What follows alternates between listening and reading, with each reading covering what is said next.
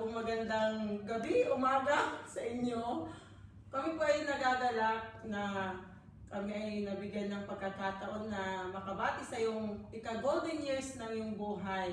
Golden. Ate, ikaw po yung aming ate, nanay, nanay-nanayan, ng lahat, ng Goodness Family, bilang isang kaibigan, mentor, counselor, at lahat-lahat na nasa iyo na you're the best. Kaya mula po sa amin dito sa Abu Dhabi, with love from the Escanio family. Where's mo?